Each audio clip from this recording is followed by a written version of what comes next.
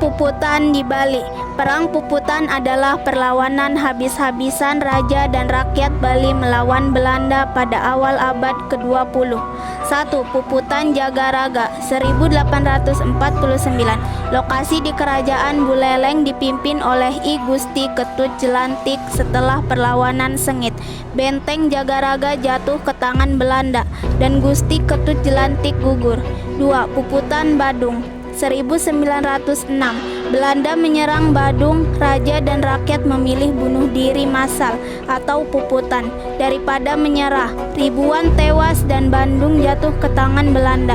3. Puputan Klungkung 1908. Perlawanan terakhir Bali. Raja Klungkung dan rakyatnya melawan hingga tewas dalam puputan, mengakhiri kedaulatan Bali. Puputan menjadi simbol keberanian rakyat Bali menghadapi penjajahan. Perang Puputan di Bali. Yang pertama adalah pelanggaran kedaulatan Raja-Raja Bali. Pelanggaran kedaulatan Raja-Raja Bali terjadi akibat tekanan, invasi, dan pengambil alihan kekuasaan oleh pihak luar dalam berbagai periode sejarah. Yang kedua adalah insiden Tawan Karang. Insiden Tawan Karang adalah konflik antara kerajaan-kerajaan Bali dan Belanda pada abad ke-19, dipicu oleh hak Tawan Karang, yakni hak adat kerajaan Bali untuk menyita kapal yang karam di perairannya. Yang ketiga adalah intervensi kolonial. Intervensi kolonial Belanda di Bali terjadi pada abad ke-19 hingga awal abad ke-20 melalui ekspedisi militer, penghapusan tradisi seperti hak Tawan Karang, dan pengendalian politik dimulai dengan perang di Buleleng pada tahun 1846 dan Jagaraga 1849. Intervensi ini berujung pada jatuhnya kedaulatan kerajaan-kerajaan Bali. Yang keempat adalah upaya Belanda menguasai Bali secara total. Belanda menguasai Bali secara total melalui yang pertama adalah ekspedisi militer, serangan ke Buleleng, Puputan Badung, dan Puputan Klungkung, mengakhiri kedaulatan kerajaan-kerajaan Bali. Yang kedua adalah diplomasi dan perpecahan. Belanda memanfaatkan konflik antar kerajaan untuk melemahkan persatuan Bali. Yang ketiga adalah penghapusan tradisi, menghapus hak Tawan Karang dan menggantinya dengan hukum kolonial. Yang keempat adalah dominasi politik. Raja-raja Bali dijadikan penguasa simbolis di bawah kendali Belanda. Upaya ini memastikan kendali penuh Belanda atas Bali pada awal abad ke-20. Jalannya perlawanan atau peperangan Puputan Jagaraga. Puputan Jagaraga adalah perlawanan kerajaan Buleleng terhadap pasukan Belanda pada tahun 1846 hingga 1849. Salah satu hal yang melatar belakangi Puputan Jagaraga adalah adanya adat Tawan Karang. Tawan Karang adalah hak istimewa yang dimiliki Raja-Raja Bali untuk menyita kapal-kapal yang terdampar di wilayah perairan kerajaan mereka lengkap beserta seluruh muatannya. Hal itu membuat Belanda geram dan menginvasi kerajaan Buleleng dengan meriam dan senjata api. I Gusti Ketut Jelantik selaku panglima perang berusaha bertahan dan terus memimpin pasukannya untuk menjaga Raja Buleleng.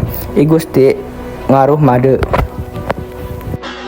Namun pasukan Belanda berhasil menyentuh istana, membuat Raja Buleleng mundur dan mengamankan diri ke Jagaraga. Setelah ibu kota Buleleng jatuh ke tangan Belanda, I Gusti Ketut Jelantik mulai perang gerilya dengan teknik supit udang. Berkali-kali pasukan Patih Jelantik menang. Karena kalah, maka siasat buruk Belanda mulai dijalankan. Adu domba dan berita palsu Belanda membuat pasukan Patih Jelantik melemah. Serangan Belanda tidak dapat dibendungi lagi. Mereka terus berjuang hingga titik darah menghabiskan. Puputan Badung.